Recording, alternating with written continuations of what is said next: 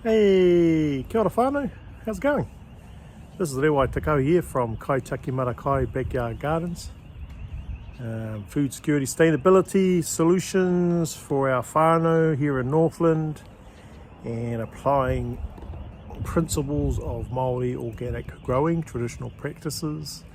And today's kōrero is a reflection on this year with a bit of emphasis, well, my main emphasis is on the Hua Parakore 6 principles of te ao tūroa, whakapapa, mana, Māori, wairua and maramatanga.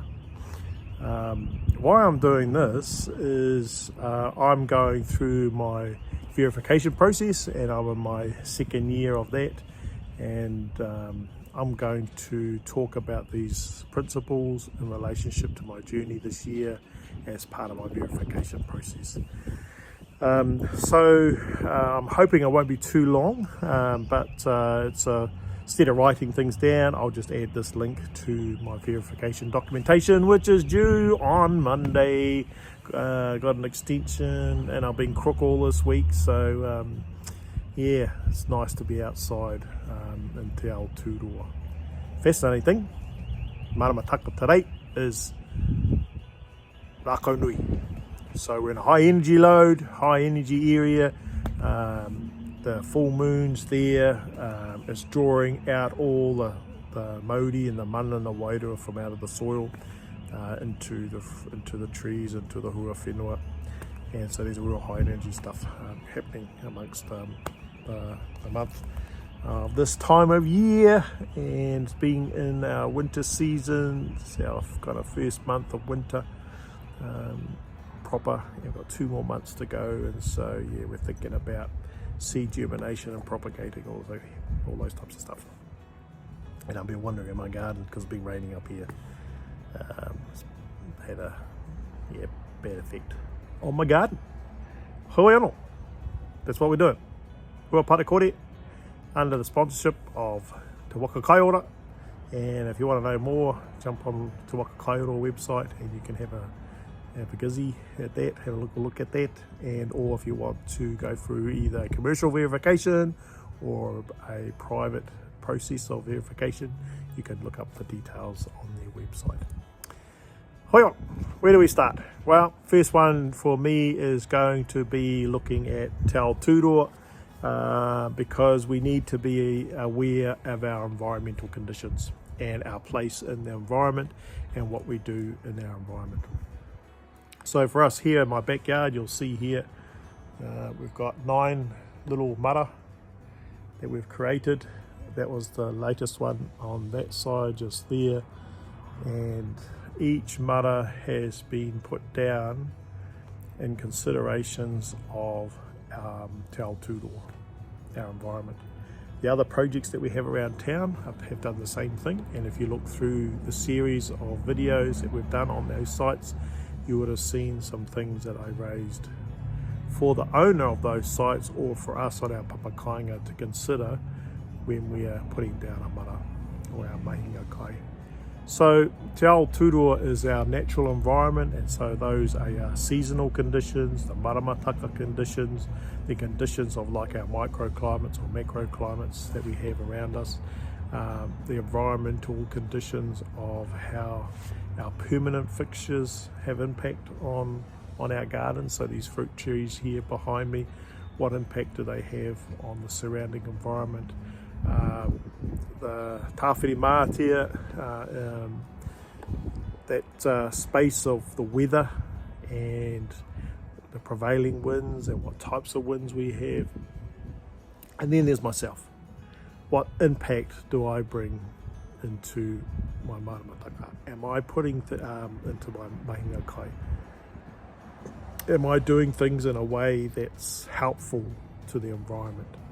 Am I adding things into the soil or my surrounding conditions that enhance what I would call the tuapapa of the project, mana, Māori and wairua, in this space here? So te ao tūroa is about being grounded, it's about being connected, it's about being aware, it's about being clear on my role in the gardening process, my role in tending for the soil, and my role in looking after the environmental space that I find ourselves. So each garden that we're involved with, or each mahinga project, mahinga kai project we're involved with, I have to think about that situation and that environment differently. So the conditions that I think about here in my backyard garden are different to what I see out in my papakainga, which you can look at if you have a look back on the series of discussions and videos that we've done. So that's the first one, te ao tūroa. What's my place in the world? What's my connection? Whakapapa. What's my impact? Am I going to add value or am I going to detract? And it's considerations like that. Secondly, whakapapa. Now, whakapapa for us, or for me, is lots of layers. One of the big layers that I've been talking about here in my backyard garden here is my kumara, my tāpapa. Now where am I? My tāpapa, which is, just trying to get my bearings looking through here, over there. I've got whakapapa there. So that tāpapa is my kumara patch. That's where I germinate my kumara tupu. And so the connection for me in this space around whakapapa makes me think about the journey of the kumara to here at Aotearoa, its place of origin, where it's come from, its journey here, how has it migrated here, and even locally, the sourcing of that kumara, where did I get it from? So whakapapa is about understanding the history, the DNA connections, the journey, the viability of a particular fruit or vegetable for my mara. So this tāpapa here is a second generation kumara, which we planted over here, and we've got a third generation kumara out of that lot, which are in storage in my garden. And so in my head, when I think about my kumara whakapapa, the sustainability of that tupu, or those tubulars that are sitting inside my storage area, as long as I maintain that cycle of planting out, germinating tupu, planting my tupu, wherever it might be, in my respective gardens, growing those kumara either for eating and later storage. As long as I keep that cycle going, I'm maintaining the authenticity of the whakapapa of that kumara. Now the principle of whakapapa is the same with all the other vegetables that we have there. And this is an area that I'm growing in and developing in, particularly around our seed bank. We've started a seed bank this year and wanting to be able to maintain the authenticness, if that's a word, of our seeds, particularly when it comes to propagation. So we've had beans grow here. We're on to our our third generation of beans. Seeds that were sown up. We're also giving away beans to other locations.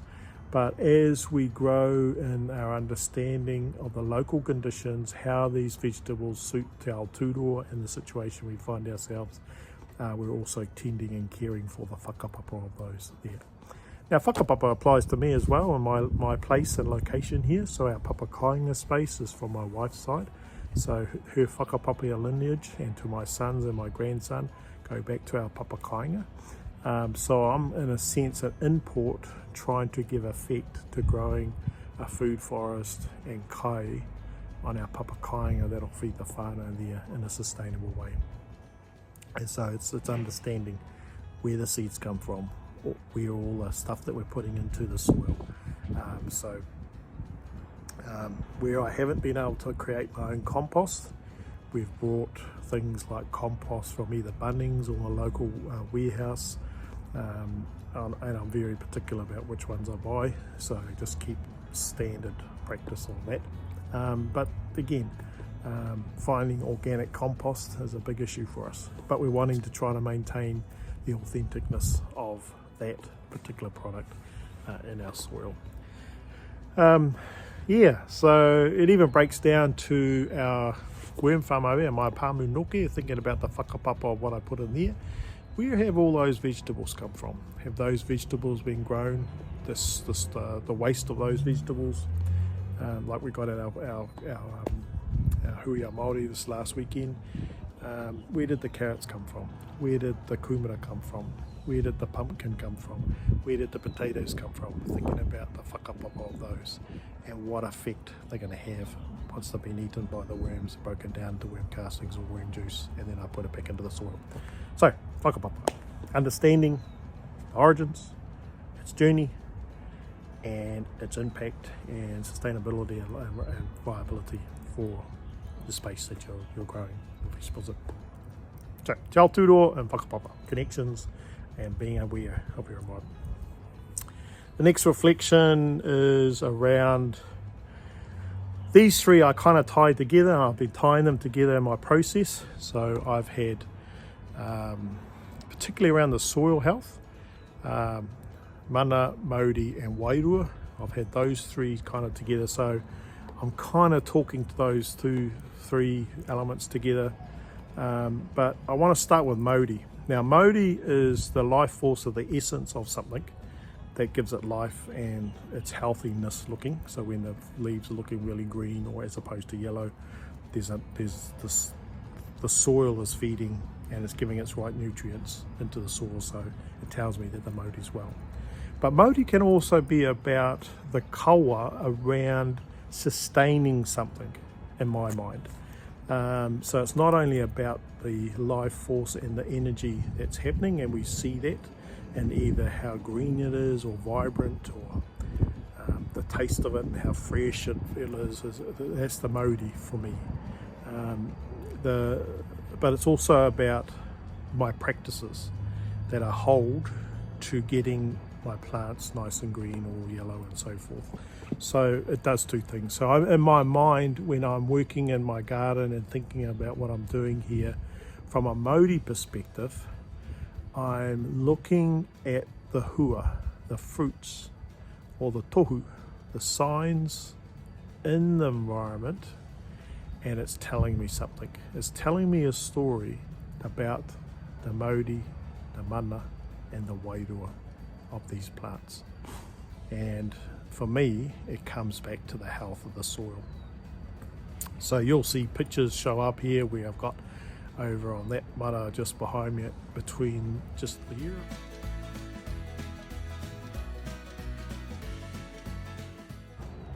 I've put down lupins and also mustard seed. I'm utilising those as nitrogen fixers, but it's also a holding pattern, because I don't actually need to use that garden at the moment, but I do want to maintain the health of the soil. So I'm putting lupins in and mustard seed, and when I want to use it, I'll just chop those down and dig them back in, let them break down a little bit, and then they'll add nitrogen back into the soil. But at the moment, for looking after the mauri, the mana and the wairua of my gardens, it comes back to my worm farm. And behind the shed here, as you can look on there, I've got a composting bay. So for me, the mauri, the evidence of the mauri that is healthy is the fruits or the tohu that I see on my plants and so forth. Green vegetables and so forth, that they're sitting at the right place. If that's happening, then I'm lifting the mana. Now, mana is the prestige, it's the honour, it's the respect that we have for te Aotearoa and the environmental conditions that we're involved with and the process that we're in and the place that I find myself. So mana is the steps that I use, or the considerations of my impact to the environment that I find myself on our three maras that we're involved in, mahi and kai projects. So I'm considering and asking, are my actions increasing the mana or detracting? my inputs, meaning the things that I'm putting into the soil or into the garden or into the things that I'm going to be chopping down. Are they enhancing it or detracting? And so whakamanatia te Māori, te wairua, te whakapapa o te whenua nei. E ki ai te kōrero ngā mātua tupu ngā wā mua ko te ka oro ai te whenua, ka oro ai te iwi. I've come across a saying, and I can't recall who said it, but if you care and look after the land will look after the people. And so part of the healing process for me and my processes that I'm doing is that if I look after the land and heal the land, it'll heal the people and in time will feed the people. So that's the mana element of tendering for our gardens in a way that enhances the process of what's already there. So part of whakamana is I'm also thinking about the types of things that I'm growing here. Comfrey, borage that I've started growing. Some of my flowers you'll see here, some of the orange ones over there to attract bees. The usage of my worm castings and composting to uplift the soil health and so forth. And then there's wairua. So wairua for me is this element where God has given us the spirit in order to live a life that is wholesome, that live a life that is righteous. Not that we can achieve it ourselves, but it's that pursuit of seeking after things that enhance the Māori and the wairua and the whakapapa and te Aotearoa. Not only for our conditions and our environment, but for the legacies whakarere.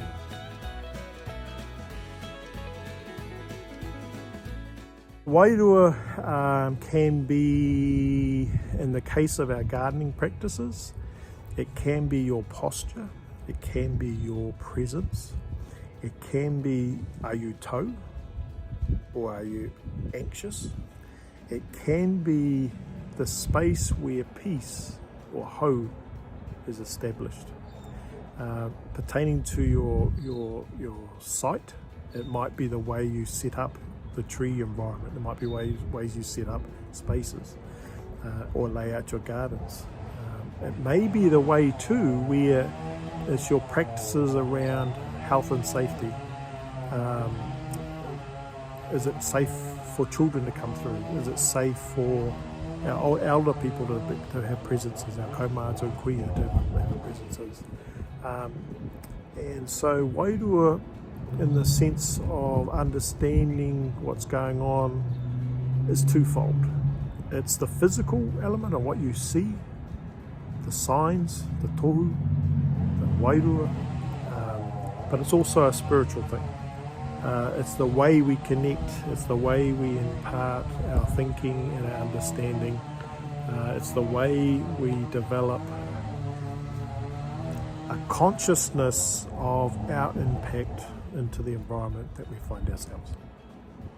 I'm a faith man, I'm a believer of the Lord Jesus Christ, and so wairua for me is very important. A dependence on the Spirit of God to guide me in all areas of my life, my relational life, my marriage, my relationship to my sons, those who are involved in our church and our community. So it has a greater impact. I believe for me is that God has sent out His Spirit on all people, and there's this connection that Te Rungarawa has with all of us. So yeah, that's the wairua part. So Māori, mana and wairua, the unseen things, but they have an effect on our soil, on the health of our vegetables, on the conditions of our environment. And then the last one, so we've talked about te Aotearoa, we've talked about whakapapa, we've talked about Māori, mana and wairua. The last one we're just going to have a chat about now is maramatanga. Marama is light, understanding, is revelation, is that aha moment. And this year I've had a few of those. The first one is through our germination process. Has been quite a revelation for me this year. We've had quite a high succession rate of that, and going from not knowing how to do it to having 6 to 10 guys working with us over this year. The process of growing our own seedlings has been a steep learning curve, but it's one that's been awesome, and we're going to be doing that again this year. I'm always learning, I'm always watching people online, I'm always considering. Jeff Lawton. So this guy, there's people like Jeff Lawton, who's in Australia but also in the Middle East, and he does a lot around permaculture and regenerative growing and gardening and so forth, and particularly the interaction in the cycle, the integrated cycle of the ecology of what's going on, so likes of your worm farm and how you close the loop in regards to the health of your soil, so it's thinking things like that. Joel Stanton, I think his name is, over in the States, a big gardener over there. Weedy Gardens.